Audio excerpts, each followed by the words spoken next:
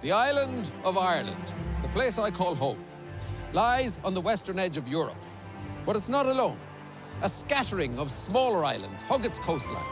Hardy offspring, if you like, protecting the mother island from the wilds of the Atlantic.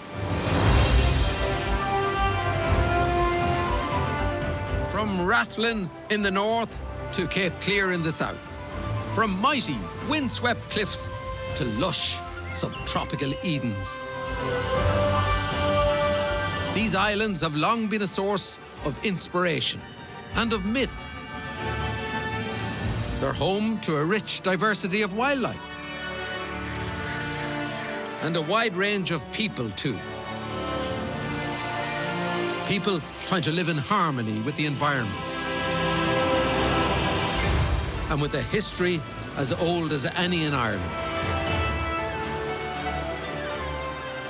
Each island has a unique story, but together they tell a tale we can all learn from. This is my journey across the Emerald Isles.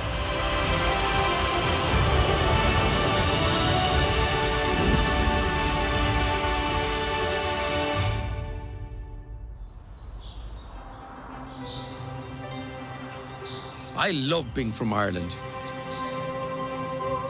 It's a wonderful country.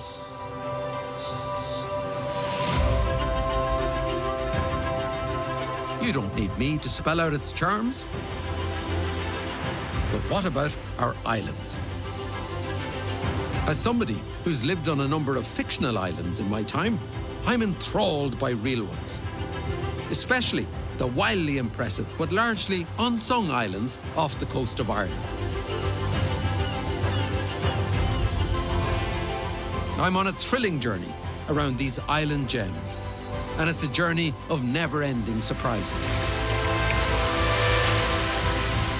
For this, the final leg of my island odyssey, I'm starting in beautiful Bantry Bay, home to little Garnish Island, a true jewel of an island.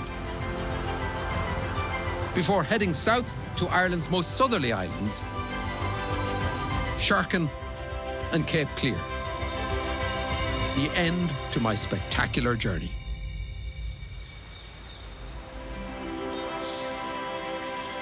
On the south coast of County Cork is the glorious Bantry Bay.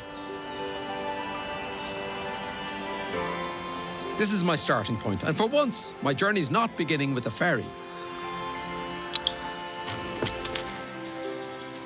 I know I'm going to regret this, but we're planning to kayak the short distance to my next island destination. And I'm hoping to spot some of the celebrated wildlife on my way.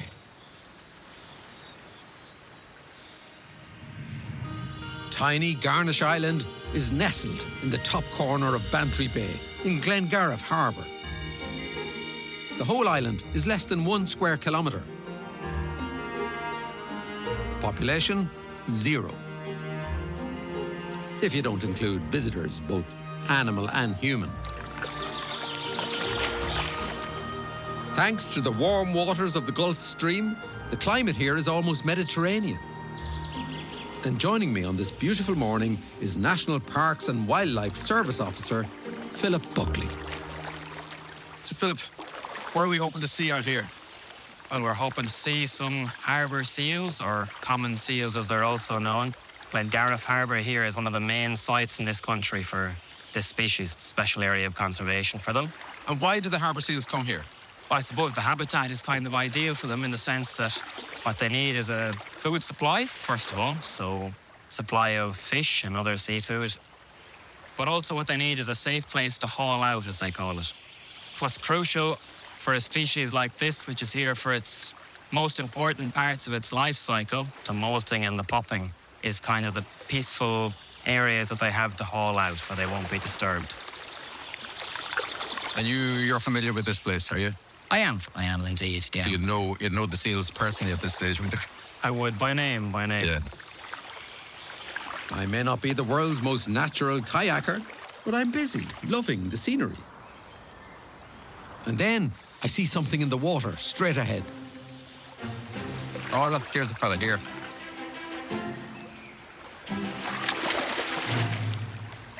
Before long, they're all around us. Philip, there's one right here. Yeah.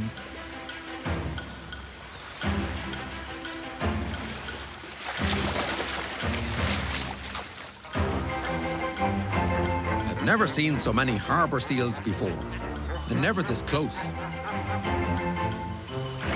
Oh, look, there's a few just there, just basking.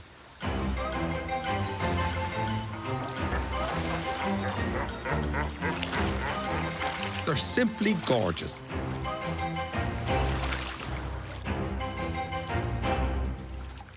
I'd love to stop and get to know them, but I've an island to get to. And from what I've heard, I don't want to rush it.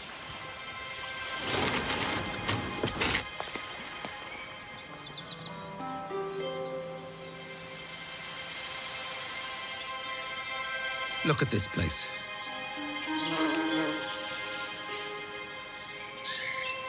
Garnish Island is a delight. It's covered in rich, lush gardens.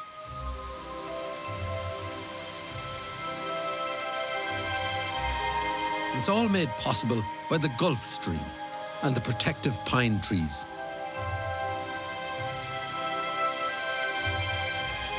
Which bring a warm and humid microclimate.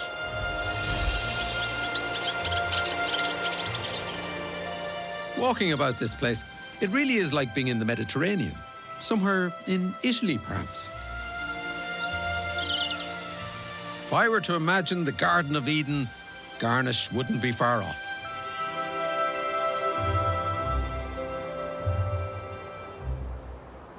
And responsible for the upkeep of this little drop of paradise, Finbar O'Sullivan. Finbar has been working here for 45 years and is somewhat of an expert on the garden's history. It all started way back in 1910 by a man named John Annan Bryce. Both he and his wife, Violet, were regular visitors to Glengarriff during the summer holidays. He would often hire a boat and row over here to the island and have a picnic. They both fell in love with the place and decided when they'd retire that they would build a house and garden. The couple completely transformed the rocky island into a garden paradise. They imported boatloads of soil and then plants from all over the world, which flourished thanks to the microclimate. And today, Finbar is proving no less ambitious. Where we're standing here at the moment, you have a wide variety of plants. You have the bottle brush from Australia.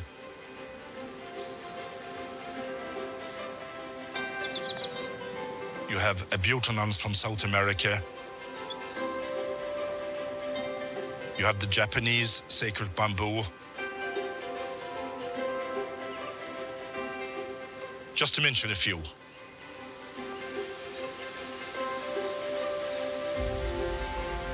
And to top it all, perched on top of the island's highest point, a Martello Tower. Built to protect the coast here from a Napoleonic invasion. He might have conquered most of Europe, but Napoleon never made it to Garnish. And today, the only invaders are tourists. Lots of tourists. Every year, 65,000 visitors come to enjoy this little piece of Irish heaven. A striking example of just how rich and diverse the islands of Ireland can be.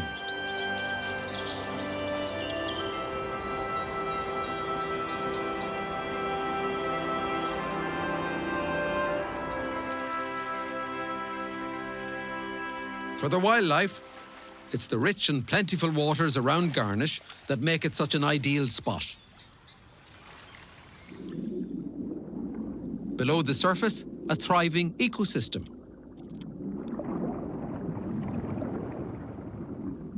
And it's not just the seals who are living off the fish. If you look up into the skies here, you may be in for something of a surprise. Somewhere in this magnificent landscape, there are fish-eating white-tailed eagles. They were reintroduced here from Norway, having been hunted to extinction in Ireland in the early 1900s. Unfortunately, they're still living a precarious existence, at times ingesting poison, illegally used as insecticide.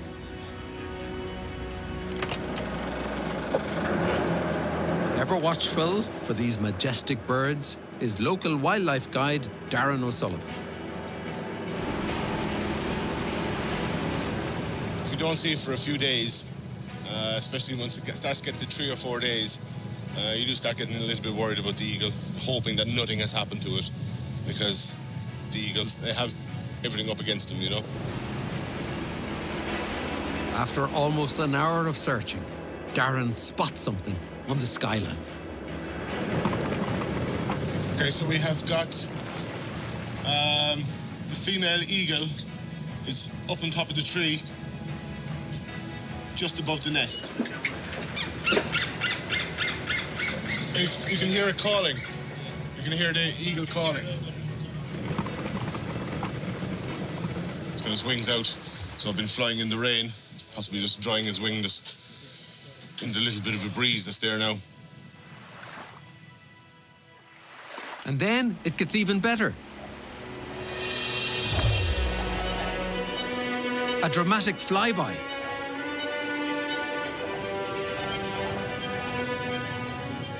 Oh, there we go. That's a chicken, is it? No. You can see the eagle flying over here.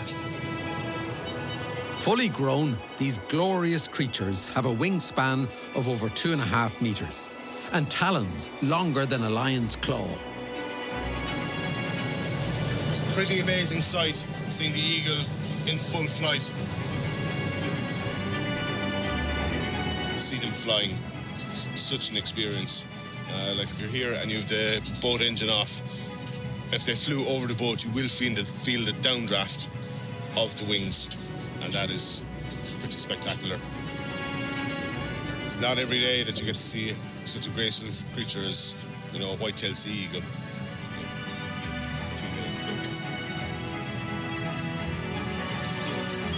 For these eagles, Garnish Island is now a home from home. And it's the waters of the bay that sustain them.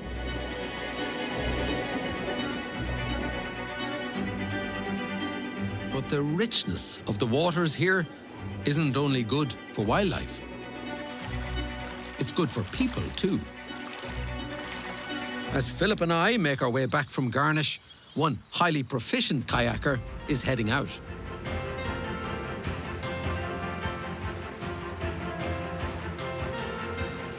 Local chef Eddie Atwell is regularly seen here, taking advantage of the bay's natural abundance, foraging for fresh ingredients.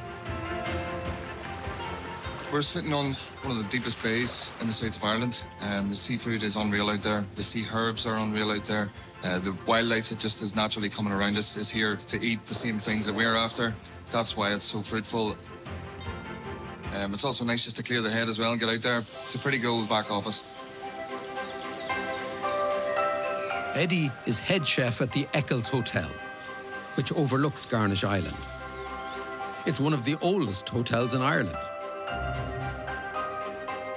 And 250 years on, it's continuing to set the culinary world alight.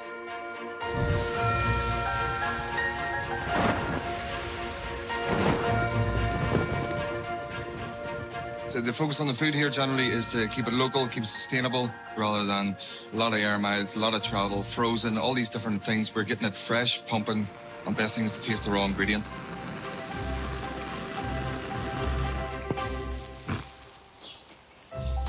As well as foraging, Eddie and his team take advantage of the climate and grow much of their own produce and waste as little as possible. So like with the buckthorn, we use the juice, the powder. With the tomatoes, we also make jam from the fallen tomatoes and the juices as well. Today, it's an escabeche, I knew that, with mackerel from the bay and a few garden treats.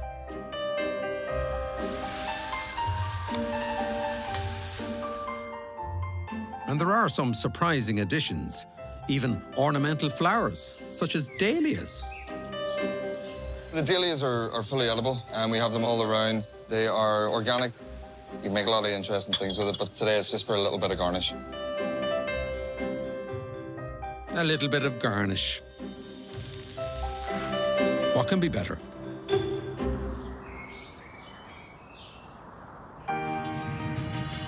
From beautiful Garnish Island, I'm now travelling south.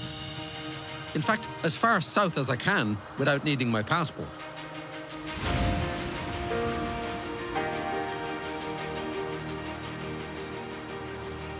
I'll be going to the islands of Sherkin and Cape Clear, Ireland's most southerly islands, renowned for their marine life, turbulent history, and the artistic tendencies of some of their residents. My starting point is this, the Baltimore Beacon. From here, you can almost reach out and touch Sherkin Island. But of course you can't. I have to take the ferry, like everybody else. It's just a short hop of about 10 minutes. And from what I've read, I'm going to be in for a treat.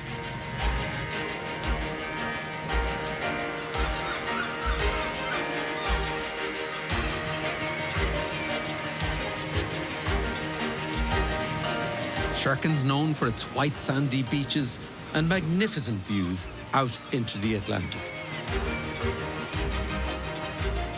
One pub, one church, a community centre, and a B&B. What else do you need? This beauty and serenity has attracted one group of people more than any other. Out of a population of just over 100, about half of them are budding artists, and they're scattered on the island like drops of paint on a canvas of green. And one of Sherkin's most established is Magella O'Neill Collins. Stumbling across Sherkin many years ago set the course for her artistic life. Sherkin is, to me, a real magical place. I happened by accident to come in here with a friend, and when we were crossing the harbour and landed at the pier, I got this really amazing feeling that I was home. I fell in love with the landscape, and that was over 36 years ago. Magella's studio couldn't be in a more dramatic setting. The view from its open windows stretches along the jagged coast and out onto the wilds of the Atlantic. And it's this extraordinary location that inspires her and her seafaring paintings. I think there's enough darkness in the world, so that's why I like to use pinks, and it draws me into my own world. And Magella's world has always revolved around art. I suppose I was always an artist as a child. I was very badly dyslexic. I was actually told from a very early age that I was very, very stupid. Through drawing, it gave me that energy to feel that I was actually quite bright and intelligent in a different way to, you know, but I had to do that myself, work on myself to believe that, you know. Magella is now one of the island's best-known artists and has even sold a painting to Hollywood heartthrob George Clooney. Who's he? And together with some of the other artists here, she runs a degree course in visual art, the only university course in Ireland taught from an island. I always say with Sherkin, it's like the invisible signpost. If you find it and you come here and you know it's in your DNA, then you'll never want to leave. That's a great feeling, you know, that you found your place. I suppose these paintings are my mark that I will leave behind of how much I have this, I suppose, deep, deep, deep respect and love for Sherkin. The seascapes here are spectacular. And I can totally understand why artists like Magella are drawn to the island. But it's a wonderful place for nature lovers too.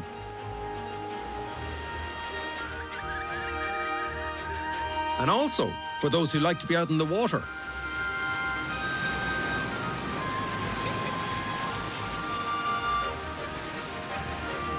The sea here is irresistible, even on the most overcast of Irish days. So I'm off on a marine safari with naturalist Padraig Hooley, and we're aiming big. I know I'm being demanding, but we're looking for dolphins and whales. A little bit optimistic, perhaps on a day like today, but we're in a great place to see whales and dolphins, or cetaceans as they're known, and they're here to do one thing only, and that's feed. And what is it they're feeding on? They're feeding on small pelagic shoaling fish, like sand eels and sprats. The sea here is rich in these small fish, which thrive because of the Gulf Stream.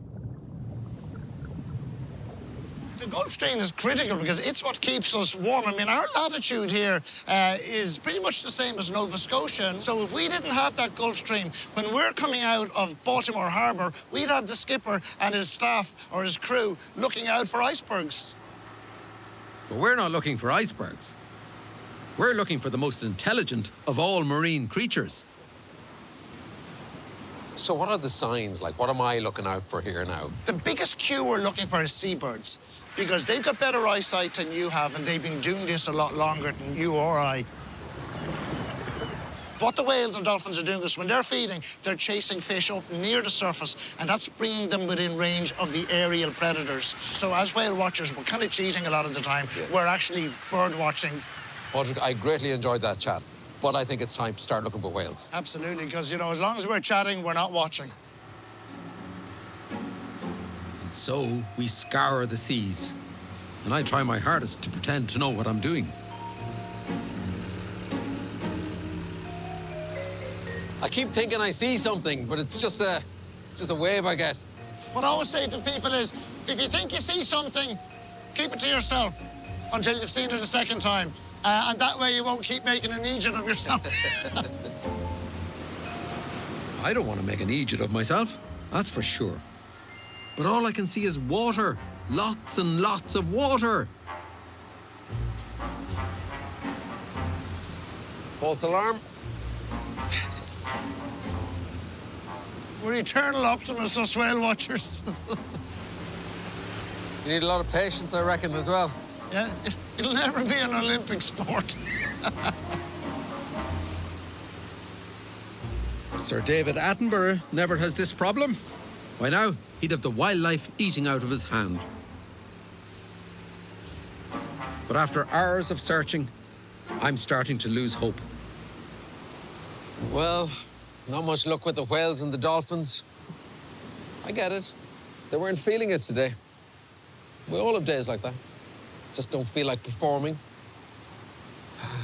I might have seen 40 whales for all I know, thinking they were waves. It's hard to tell with the swell.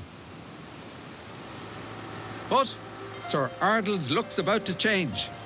Perseverance and patience pay off, and we spot something. Well, Padraig spots something, and it isn't a wave this time. Here we are. A dolphin! A beautiful dolphin, right by the boat. Oh, there he is.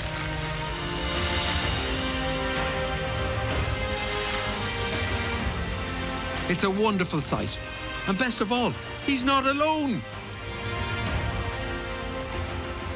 Got a couple here now, another two.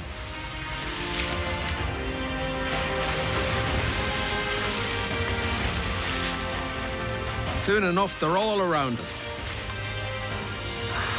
As the sun makes an appearance, so too a pod of dolphins. Taking a break from hunting for fish and coming to see who we are.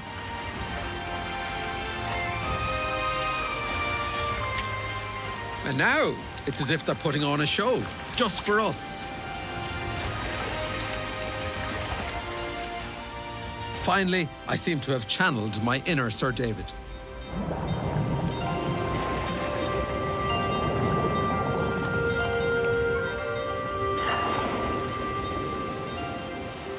waters here are among the best in Ireland for dolphin watching.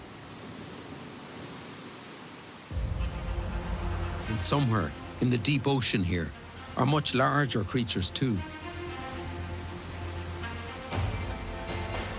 If you're really, really lucky, you may get to see something like this. Fin whales.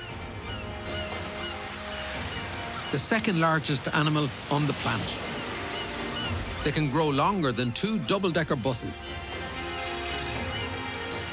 Like the dolphins, they feed on small fish at the surface and can engulf up to 82 cubic meters of water in one lunge, which is enough water to fill 270 bathtubs.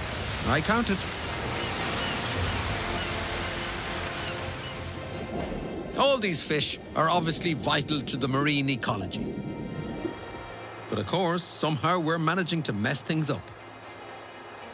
And unfortunately, one of the big issues today is that we're hoovering up sand eels and sprats to convert them into fish meal. You know, to feed, pets and to feed salmon in cages. That's kind of ecological madness, if you like. These small pelagic shoaling fish are critical, not just for whales and dolphins, for seals, for seabirds, and for all the commercially important fish species that we eat.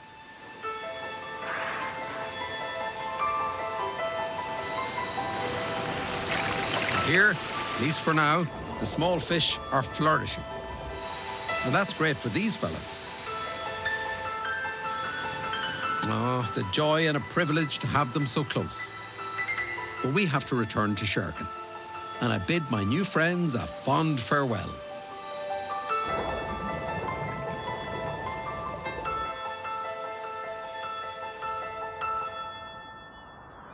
The waters around here don't only have a rich marine life, they have a colourful human history too.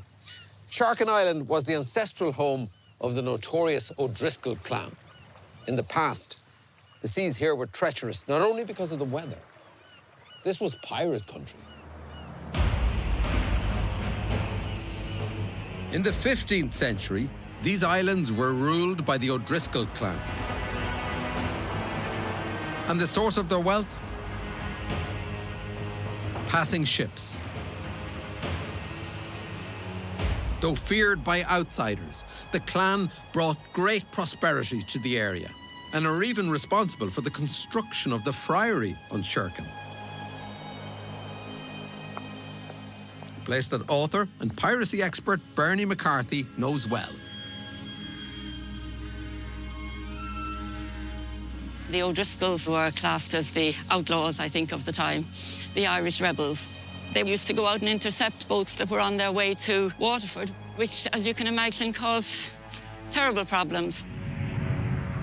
The feud between the O'Driscolls and the city of Waterford lasted an astonishing 4.5 centuries. And during this time, there were some notorious attacks. Not all particularly sporting, even by the standards of the time. In 1413, there was raids by the people from Waterford. They pretended to come with a gift of wine because it was Christmas Eve. They arrived into the harbour here to give Fineen O'Driscoll a gift of wine, but it was really a trick. And when they got in, they put all the family in irons and took them off back up to Waterford with them. After that, the feud escalated, and in 1537, it came to a dramatic conclusion.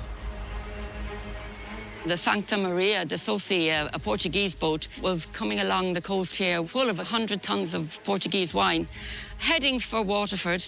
And the O'Driscolls lured them in and said, come and have shelter here. And when they did come in, they clapped them in irons and took a lot of the wine for themselves. So that, of course, caused big retaliation. Baltimore, Sherkin, Cape Clear, all the islands were pillaged and burnt, including the Abbey. It was really an awful attack. It lasted for about a week. And it was the end, I suppose, of the feud with the O'Driscolls. And it was also the end of the power for the O'Driscolls as well.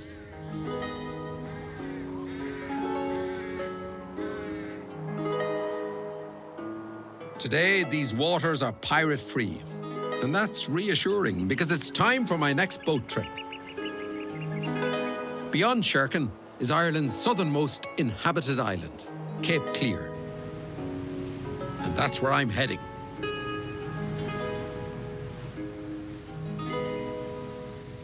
I'm on my way to Cape Clear now, and I hear the birds have the run of the place. Mind you, I'm looking forward to exploring the interior of the island. And I have to say, after my recent seafaring adventures, I'm a little bit jelly-legged. So, and I know this sounds needy, but I really, really hope there's a bus. On the journey over, I caught up with one of the ferry crew, Cape Clear resident, Callum McCann. Hey, Callum, how are you?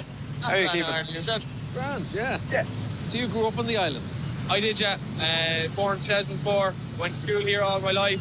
Secondary school out in the mainland. And what was it like primary school out here? Primary school, it was small. There was only one other guy in my class. What? One other guy in my class. It was small. So yeah. 2 of you in the class? Yeah. How many in the school in total? About 14 at the height of it. And do you feel a great attachment to the place, like? Yeah. Since I moved out to the mainland for college, you really appreciate things that are done differently here compared to being like living in Galway there for a year. Yeah. It's just everything's non-stop. But here it's calm. And at night time, that's the one thing I love. At night time, there's in cities you have the light pollution. Yeah. Nothing. Dark, quiet. Yeah. Fall asleep no while. Okay. Brilliant. God, that's my dream. Yeah, I know. Thanks a million, Callum. No bother. Lovely talking nice to you. See you. Cheers. All the best. You too. As we dock, I have a pleasant surprise. I find that my wish has come true. Oh, there is a bus. Ardal, welcome to Cape. John, good to see you. Very good. You brought the sunshine with you? I did. Gorgeous weather. Just be careful getting It in. may look like a van, but this is most definitely a bus. And an electric one at that.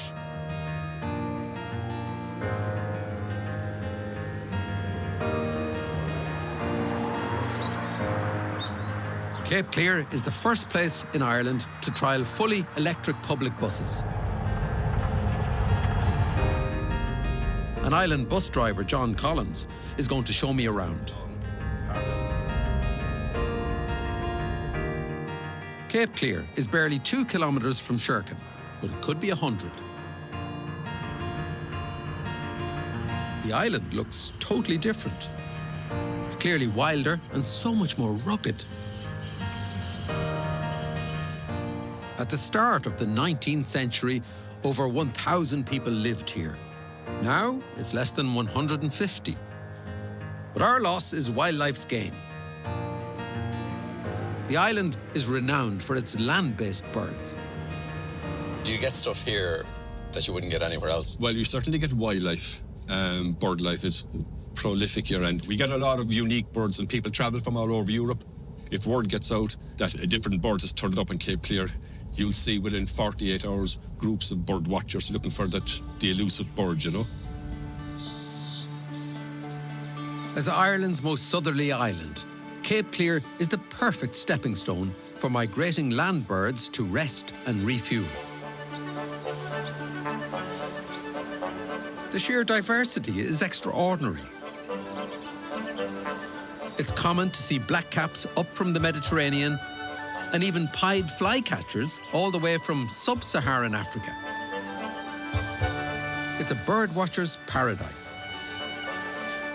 For some, spotting birds is an interesting hobby. But there's vital work to be done here too. Luckily, the island has its own resident ornithologist, Steve Wing. Yes, W-I-N-G. Wing. Steve moved to the island from the south of England 24 years ago to dedicate his life to the study of the birds here, ringing and logging them. And so far, he's notched up an astonishing 324 different species. 2/3 of all the bird species found across Ireland.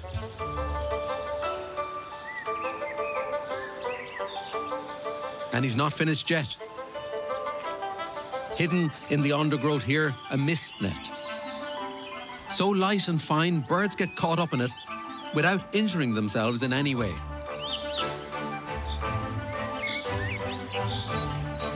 This morning, Steve's netted a gold crest on Cape Clear, escaping the harsh Scandinavian winter. It's Ireland's smallest bird and weighs the same as just 2 sugar cubes. And I have to say, it's just as sweet. This one is a male. The females have this little yellow crest on the top, but a male so this stunning orange. Steve fits the bird with a numbered ring. If it's then recaptured somewhere else, even if in a different country, its journey can be traced. Information like this helps scientists understand changes in bird populations, and so identify species that need protecting. And it's helped Cape Clear become recognised as a globally important bird site. Of course, some of the birds Steve captures have been ringed elsewhere, and the finds can be surprising, even on a little bird like the blue tit. Some time ago, I caught a blue tit that had a ring on it, and I looked at the ring, and it was a blue tit that was ringed on Bardsey Island, which is off the northwest coast of Wales. And it was the only known record then, and still is, of a blue tit crossing the Irish Sea. And not only the Irish Sea, the whole of Ireland as well. But the most remarkable sights have been birds blown off course all the way from America and ending up on Little Cape Clear. I've been lucky enough to see 3 different American birds on the same day. It is just mind-boggling to see 3 different species across the Atlantic, and you get... It's just, you can't explain it. You know, people travel from all over Europe to come and see that.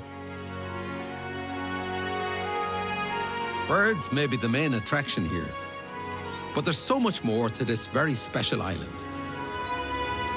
And as I continue my tour with John, he's determined to educate me as we go. And apparently, the history of humans on Cape Clear dates back over 5,000 years. Just down here, there are the chief archaeological attraction on the island. They're called the marriage stones. Oh. And they're part of a pre-Christian stone alignment.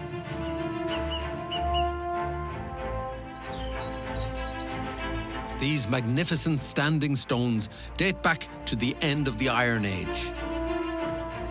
Who erected these stones all those years ago, and why? Nobody knows. But tradition has it that couples touch hands through a hole in the stone to exchange their vows.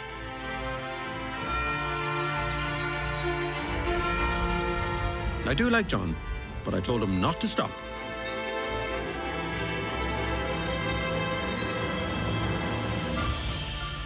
Cape Clear clearly has a rich history, but along with Sherkin, it really came to prominence in the Middle Ages with the rise of the O'Driscolls.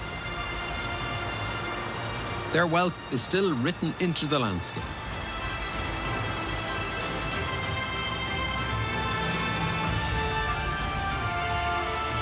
Dún an Óir, Fort of Gold. Legend has it the name derives from tales of buried treasure. I hope it's true. But it may refer to the huge wealth of the O'Driscolls who built it. And even after the power of the O'Driscolls faded away, Cape Clear remained an island to be reckoned with. At the beginning of the 20th century, there were over 200 fishermen here, and a similar number of women working on curing the fish. There were so many boats in the harbour, you could literally walk from one side to the other without getting your feet wet.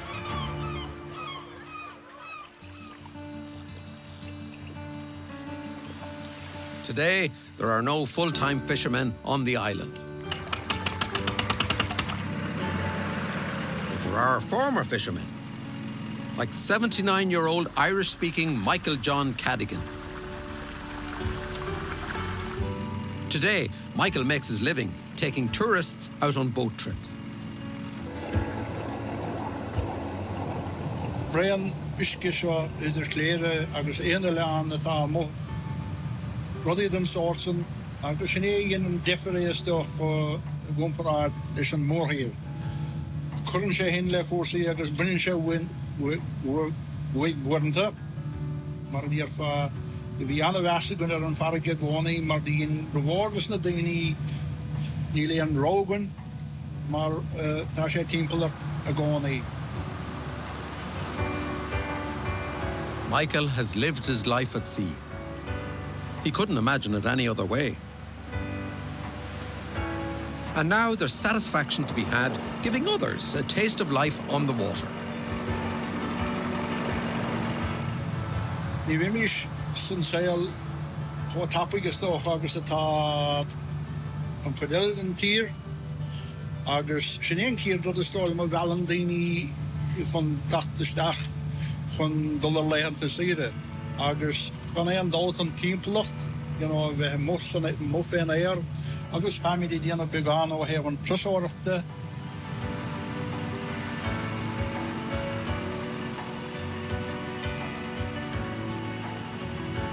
De bheadh sé dachardom agus Harbh dachardom mar reachtain in éon áit eile chun an fíor rá tá anna bheasa go an saoil léire drúg agus do thóga méid léire agus na síontar a tháinig róm sát fé léthe.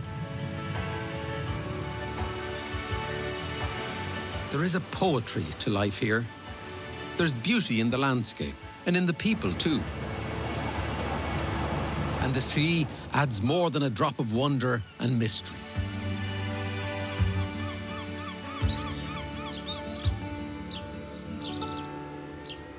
But at the moment, I'm just happy to be on dry land. I'm enjoying the ride and the views. And I'm still, inevitably, learning a thing or two from driver John. There's more to these pretty colours than meets the eye. That is lavender that's being grown on the island. And it's being used and will be used for the production of gin. Oh. In the evening time, you get the whiff of the lavender, like it's quite attractive feeling. Gin is made here. Now, that is something I'm prepared to stop for.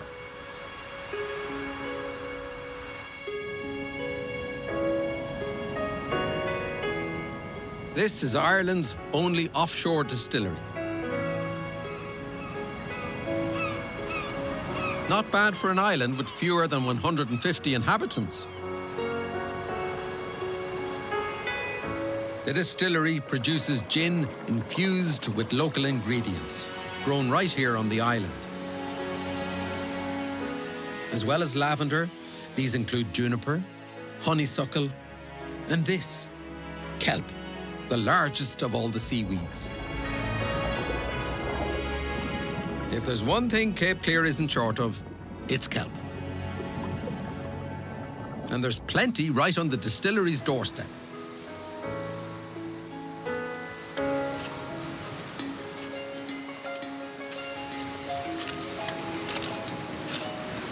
Chief kelp collector and gin distiller extraordinaire is Frenchman Coco Simon. I'm Coco, I come from France. Actually, around Cape Clear Island, there are a huge amount of kelp, and we try to pick them in different places every time, so we don't destroy the environment. After naturally marinating in the salty sea, Cape Clear's kelp gives the gin the perfect Cape Clear taste. It's quite unusual gin because you have a kind of seaweedy taste. Most of the people like the gin. It's to pairing with seafood, with caviar, with a lot of stuff come from the sea.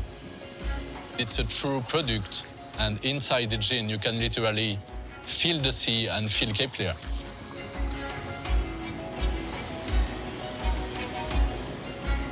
The whole process, from foraging to bottling, all happens within a few hundred meters. And for Coco, as well as the kelp, it's the perfect environment. When I first came here, I was kind of a little bit afraid because I had no English, and as you know, the accent here is very strong. But I fell in love with Cape Clear, and I'm still here today. And not even the, at times, extreme weather has deterred this hardy Frenchman. I really love the winter because sometimes we have a very big storm, so we don't have ferry during a few days, and I love this kind of isolation. It's very, very special place to live. A thriving business like this one is an important asset for any island community. And keeping it sustainable ensures that both the islanders and surrounding environment can continue flourishing. Cape Clear's seaweedy gin is trumpeting the island's name around the world. But for us Irish, as our southernmost island, Cape Clear's always had honoured status. And now I'm approaching the edge of it. John's run out of road, and I'm about to run out of land. This clifftop and the remains of the 19th century lighthouse mark the end of my journey across the Emerald Isles, our magnificent islands of Ireland. And what a journey it's been. One of extraordinary contrasts, but the sea has had a constant, overwhelming presence.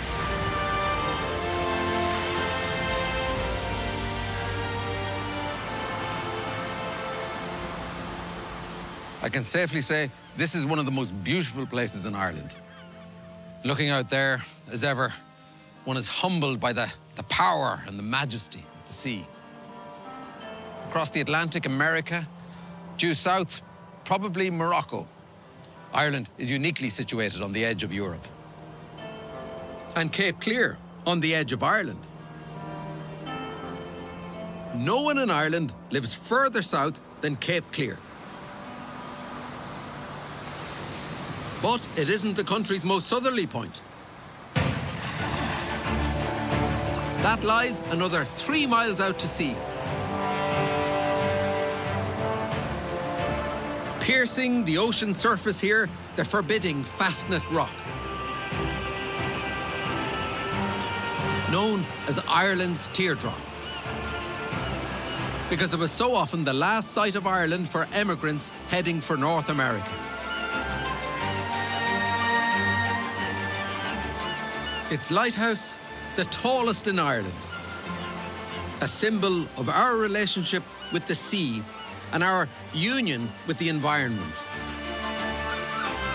A common theme on my journey across our islands. It's been an adventure that's taken me from Rathlin in the far north, via the Arrans in the west, to the spectacular Skellings, and so much more. All the way down to Sherkin and Cape Clear. And it's been a revealing and a joyous ride. Witnessing both the wildlife and the people living life on the edge.